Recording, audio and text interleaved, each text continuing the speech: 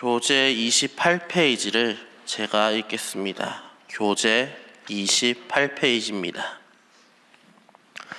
바울은 신자의 부활을 씨를 뿌리는 일에 비유합니다. 씨를 심으면 식물이 나서 자라는 것처럼 부활의 몸도 썩을 것으로 심어 썩지 아니할 것으로 나타납니다. 그리스도는 마지막 아담으로서 살려주는 영이십니다. 사람은 아담의 자손으로서 흙에 속한 자의 형상을 입고 있지만 그리스도에 속한 자는 하늘에 속한 이의 형상을 입게 될 것입니다. 마지막 때가 이르면 사망은 패배하고 우리의 몸은 하나님 나라에 합당한 영원한 몸이 될 것입니다. 아멘. 오늘 바울은 어제에 이어서 계속 부활에 대한 이야기를 하고 있습니다. 특별히 이제 바울은 부활이 없다고 하는 이들의 질문에 대해서 직접적인 대답을 하기 시작합니다. 그들의 두 가지 질문에 대한 것이었습니다. 첫째는 죽은 자들이 살아나는 과정이 어떠하냐? 둘째는 그들이 몸으로 부활한다면 그 몸은 지금의 것과 어떻게 다르냐였습니다. 이에 대해 바울은 몸을 씨앗으로 비유하면서 이야기를 이어갑니다. 38절에 이렇게 말하지요. 어리석은 자여 네가 뿌리는 씨가 죽지 않으면 살아나지 못한다. 어리석은 자여 네가 뿌리는 씨가 죽지 않으면 살아나지 못한다. 이게 무슨 말입니까? 우리는 씨가 죽는다는 말을 땅에서 싹을 못 틔우고 그냥 아무것도 못한 채 죽는 것이라고 생각을 할 수 있습니다. 하지만 여기서 바울이 이야기하는 씨가 죽는 것은 씨를 틔우고 나무가 되어 열매를 맺는 것, 그러니까 씨앗의 형태가 없어지는 것을 의미합니다. 그런 의미에서 본다면 씨앗은 죽지 않으면 나무가 되어 열매를 맺지 못하는 겁니다. 그리고 이는 우리의 육체도 역시나 마찬가지이지요. 하나님께서는 인간뿐만 아니라 피조물 전체 육체, 좀 더 포괄적으로 얘기하면 형태를 가진 형체를 주셨습니다. 그 육체를 가진 존재들은 하늘과 땅에 속해 있었지요. 하늘에 속한 육체, 즉 형체는 해와 달과 별입니다. 그리고 땅에 속한 육체는 사람, 짐승, 새, 물고기입니다. 그들은 각자 자기가 속한 하늘과 땅에서 자신의 역할을 다하면서 주님의 영광을 나타내고 있습니다. 하지만 문제는 이 육체는 씨앗이라는 겁니다. 씨앗은 결국 죽습니다. 없어집니다. 이 육체도, 이 형체도 죽고 썩어지고 사라질 것입니다. 아무리 그 육체로 대단한 일을 하더라도 이 육체는 영원하지 않고 그 시간은 유한합니다. 태양과 달과 별의 시간, 인간이 보기에는 너무나 무한한 시간들이지만 사실 하나님 입장에서는 유한하고 그들도 자신의 역할을 다하면 사그라드는 그런 형체일 뿐입니다. 그래서 씨앗 같은 육체는 그저 씨앗에 머물러 있을 때 아무것도 할 수가 없습니다. 그렇기에 씨앗이 원해야 하는 것은 나무가 되어서 열매가 되는 것, 그 역할을 잘 해내기를 원해야 하지요. 썩어질 우리 육체가 씨앗이라면 열매는 무엇입니까? 그것은 썩어지지 않을 육체, 신령한 몸입니다. 그렇다면 썩어질 몸이 신령한 몸으로 변화하는 과정은 어떠합니까? 그것이 바로 주님께서 보여주신 부활의 과정입니다. 육체를 입고 태어난 첫사람 아담을 한번 생각을 해보십시오. 그는 인류의 첫 시작이었으나 결국 자신의 일을 하다가 죽음에 이르게 되었습니다. 하지만 인류와 하나님의 새로운 관계 정립, 새 창조를 위해서 오신 마지막 아담 예수께서는 죽음 가운데 계시다가 그 육신이 살아나는 모습을 보이셨습니다. 그저 죽음이 끝이 아니라 이후에 부활하는 과정을 통해 수많은 사람에게 죽음 후에 다시 살아난다. 사람은 죽음 후에 다시 살아난다는 희망을 갖게 하셨습니다. 결국 주님께서는 죽음으로 썩어질 인간의 마음을 희망으로 살려주시는 살림의 영이 되셨습니다. 그렇다면 인간으로서의 첫 육신과 부활 후 육신의 차이점은 무엇입니까? 앞에서 말씀드렸듯이 첫 육신은 욕된 것, 썩어질 것, 약한 것입니다.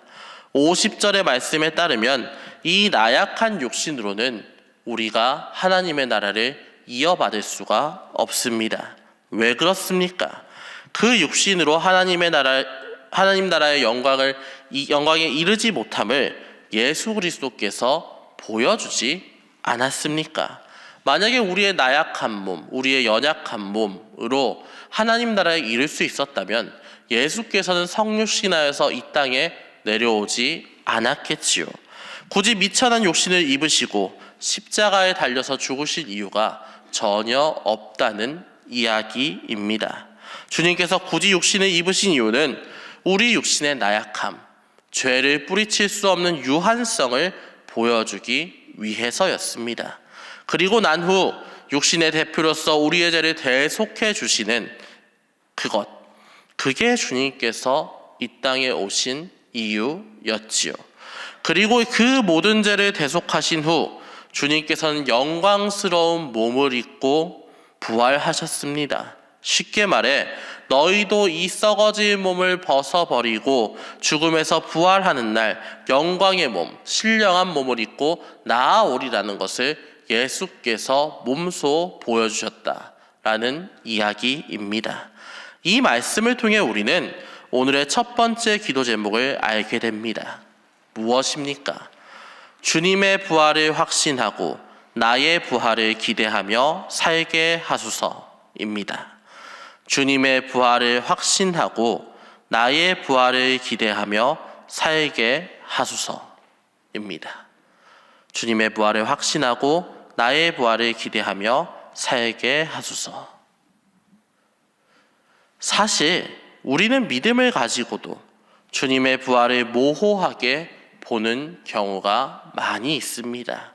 하지만 주님의 부활은 15장 초반부에 있듯이 당대 수많은 사람들이 목격한 사실이었으며 그 복음의 소식은 선조들로부터 2000년간 면면이 내려와서 우리에게 이어졌습니다. 그렇다면 그 부활을 본 선진들을 본받아 우리도 부활을 기대하며 살아가는 게 당연하지 않겠습니까? 그저 썩어질 몸을 입고 썩어질 것에 집착하다가 육신의 생명이 사그라질 때에 죽음을 두려워하면서 벌벌 떠는 삶을 사시겠습니까? 아니면 썩어질 몸으로 사는 이 삶이 끝이 아니라 새로운 몸으로 거듭나서 영광의 하나님과 함께할 그 삶을 기대하며 살아가시겠습니까? 당연히 그리스도인은 후자여야 합니다. 주님께서 썩어질 몸과 신령한 몸 모두를 입고 부활을 입증해 주셨으니까 그렇습니다. 그렇다면 그 몸이 변화되는 날은 언제 옵니까? 52절에 이렇게 말합니다. 나팔 소리가 나매. 나팔 소리가 나매라고요. 주님의 나팔 소리가 울려 퍼지는 그날, 바로 주님께서 다시 강림하시는 재림의 날입니다. 다만 51절은 그날 모든 사람이 죽어 있는 것은 아니라고 이야기를 합니다.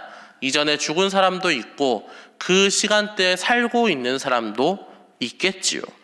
다만 죽음 속에서 잠자고 있는 자는 죽음을 이기고 신령한 몸을 입게 됩니다. 그리고 썩어질 몸으로 살고 있는 사람은 신령한 몸으로 대치가 되어서 변화가 됩니다. 이렇게 하나님 나라에 들어갈 준비가 끝납니다. 이때 가장 중요한 게 무엇입니까? 오늘의 본문 54절에서 55절은 이렇게 말하고 있습니다. 우리 54절과 55절 우리 함께 읽어보도록 하겠습니다. 함께 읽겠습니다. 이 썩을 것이 썩지 아니함을 입고 이 죽을 것이 죽지 아니함을 입을 때에는 사망을 삼키고 이기리라고 기록된 말씀이 이루어지리라. 사망아 너의 승리가 어디 있느냐? 사망아 내가 쏘는 것이 어디 있느냐? 아멘. 사망을 삼키고 이기리라. 마지막 순간 가장 중요한 건 썩어질 몸으로 그렇게 두려워했던 사망이 우리의 인간의 유한성을 가지고는 절대 극복하지 못하는 그 사망이 패배한다라는 점입니다. 사망은 유한한 몸을 입은 우리에게는 언제나 두려운 존재였습니다. 하지만 사망은 결국 재림 때에 승리할 수가 없습니다. 왜입니까? 더 이상 사망에 이르게 할 몸, 사망이 패배시킬 그 썩어질 육신이 없지 않습니까? 앞서 말씀드렸듯이 재림 때 죽은 자는 죽음에서 일어나 신령한 몸을 입게 되고 죽지 않은 자는 신령한 몸으로 대치되어 변화가 됩니다. 결국 인간으로서 가장 큰 한계였던 사망은 썩어질 몸을 찾지 못하고 좌절하게 된다라는 이야기입니다. 그래서 하나님께서 승리를 연호하는 그날 우리도 모든 것을 이기고 승리에 이른다는 이야기입니다. 그렇다면 우리는 그저 유한한 몸으로 살기만 하면 그 승리에 이를 수가 있습니까? 그렇지 않습니다. 그렇다면 우리가 승리하기 위해서 해야 하는 것은 무엇입니까? 58절은 이렇게 말합니다. 우리 58절의 말씀을 함께 읽겠습니다. 그러므로 내 사랑하는 형제들아 견실하며 흔들리지 말고 항상 주의 일에 더욱 힘쓰는 자들이 되라. 이는 너희 수고가 주 안에서 헛되지 않은 줄 알미라. 아멘. 견실하여 흔들리지 말고 항상 주의 일에 더욱 힘쓰는 자들이 되라. 우리는 유한한 몸을 벗어나게 해주실 주님께 감사하며 유한한 몸으로 사는 기간 동안 주님의 일에 더욱더 힘쓰는 사람들이 되어야 한다. 이게 오늘 바울의 결론입니다. 다시 돌아가 씨앗을 한번 생각을 해봅시다. 씨앗은 그저 가만히 있기만 하면 나무가 되고 열매가 되겠습니까? 그렇지 않습니다. 씨앗은 열매 맺는 과정을 충실히 이행해야 합니다. 매일 필요한 물과 양분을 공급받아야 합니다. 충분한 볕을 쬐야 하고 좋은 토양에서 때에 따라 이는 바람이나 벌레의 공격도 이겨내야 합니다. 그래야 나무가 되고 좋은 열매를 맺을 수가 있습니다. 그리고 우리도 마찬가지입니다. 매일의 양분을 공급받지 않고는 우리는 열매를 맺을 수가 없습니다. 세상은 항상 나무가 되어 열매를 맺으려 하는 우리를 방해하고는 합니다. 때로는 유혹의 바람을 일으켜서 우리를 흔들리게 하고 때로는 벌레와 같은 비난으로 우리를 좌절시키려 합니다. 이러한 공격을 우리 힘만으로 이길 수는 없습니다. 그렇기에 우리는 매일 물과 양분을 공급받아야 합니다. 좋은 양분인 하나님의 말씀을 공급받고 좋은 토양이 되기 위해 열심히 주님의 길을 걸으며 때에 따라 이는 바람이나 폭풍, 벌레의 공격인 고난과 역경을 주님의 힘과 능력으로 이겨내어서 결과적으로 좋은 열매를 맺는 과정을 충분히 수행하는 게 우리의 역할이라는 이야기입니다. 그리고 그 과정을 마치고 주님께서 재림하실 때 우리는 결국 신령한 몸을 입고 주님 나라에 입성하게 될 것입니다. 여기에서 오늘 본문이 주는 두 번째 기도 제목이 나옵니다. 두 번째 기도 제목입니다. 신령한 몸이 되기 위해 신앙의 삶을 사는 그리스도인 되게 하소서입니다. 신령한 몸이 되기 위해 신앙의 삶을 사는 그리스도인 되게 하소서. 신령한 몸이 되기 위해 신앙의 삶을 사는 그리스도인 되게 하소서. 물론 이렇게 산다고 세상이 우리를 칭찬하지 않습니다. 누군가가 인정해주는 삶은 아닐 것입니다. 유한한 몸이 할 수 있는 것만을 보고 사는 사람들은 우리를 보고 멍청하다고 할 것입니다. 때로는 유한함을 전부라 하면서 무한함을 바라는 우리를 보며 허상을 쫓는 사람들, 허상에 의지하여서 현실을 도피하는 사람들이라고 이야기할 수도 있습니다. 하지만 우리는 그들보다 많은 것을 아는 사람들입니다. 그렇기에 그들의 비난이 때로는 답답하고 달갑지 않고 너무나 벗어나고 싶은 것일 수 있겠지만, 그럼에도 불구하고 우리는 웃어넘길 수가 있습니다. 왜 그렇습니까? 아는 것이 많은 사람일수록 자신이 모르는 것에 대해서 겸손하기 때문에, 그리고 경험 못한 것에 대해서 속단하지 않기 때문에 그렇습니다. 그렇기에 모르는 것을 비난하지 않게 됩니다. 하지만 아는 것이 하나인 사람, 유한한 것만 아는 사람은 그게 전부인 줄 압니다. 그리고 그 하나를 가지고 다른 것을 재단하지요.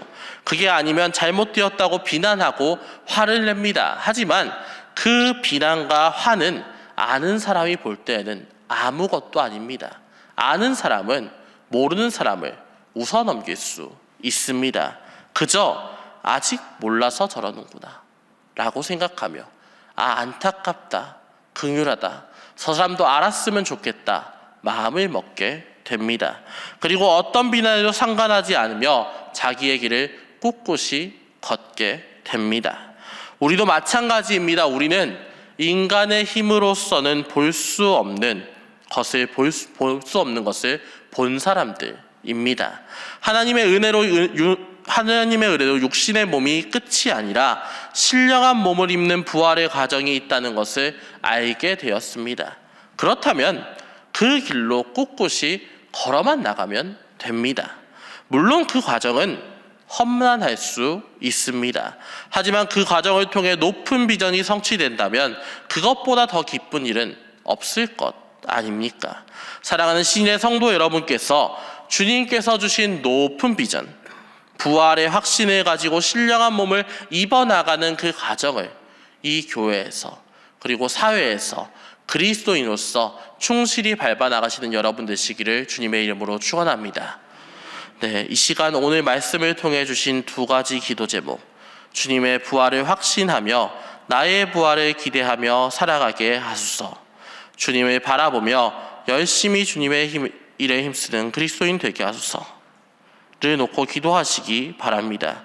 또한 현재 상주시민교회 말씀 사경회를 인도하시는 위임 목사님께 힘과 능력 주시고 영육간에 강건하여 돌아올 수 있게 해달라고 기도하시기 바랍니다.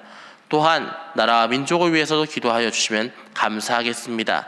이 시간 함께 기도하겠습니다. 주여 믿습니다. 주여 믿습니다. 주여 믿습니다.